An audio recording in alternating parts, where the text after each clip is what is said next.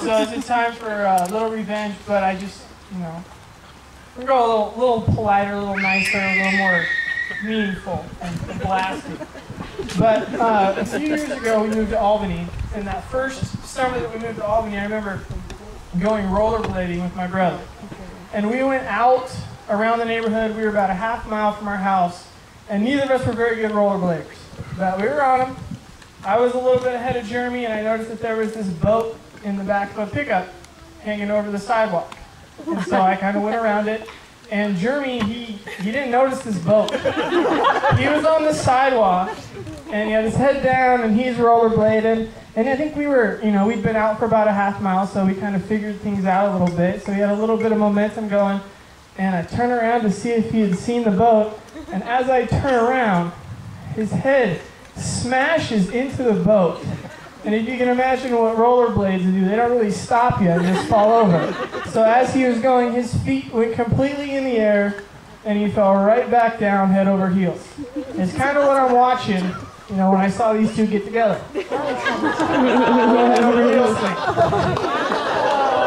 So, Jeremy also, he's one of the most, I guess it's really easy for Jeremy to ask questions.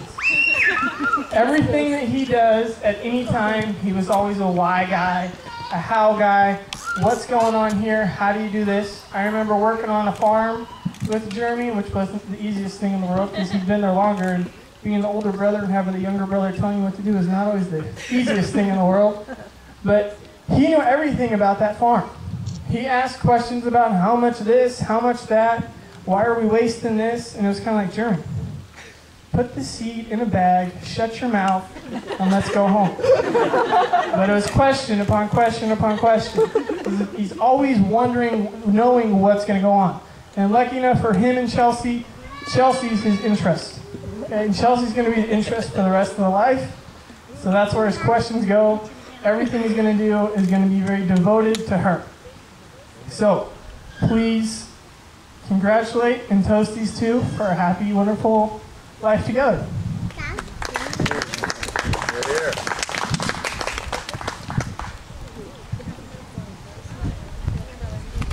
Okay, so I wrote mine down.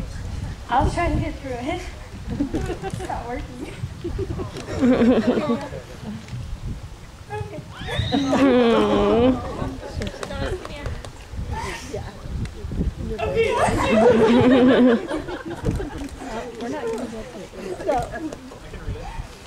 I can read it.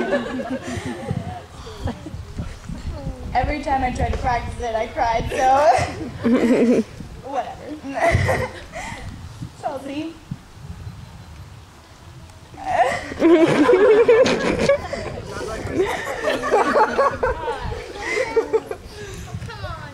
Okay. Say it like this. I've known you since high school. Almost a decade now, which is crazy. I don't have one story in particular to tell, because there's just so many. From our many hours that we spent at the Spillway talking about boys and life, to our many college nights eating Ben & Jerry's, our closest friends. We spent many, many times together, and through that, I was able to get to know the most amazing person that I've ever met. You. Okay, that's it. You have always been such a joyful person and have given everybody around you such great happiness. And I know that you will be happy for the rest of your life because Jeremy has already made you happy. And that will continue forever. And Jeremy, I'm so happy that you came into her life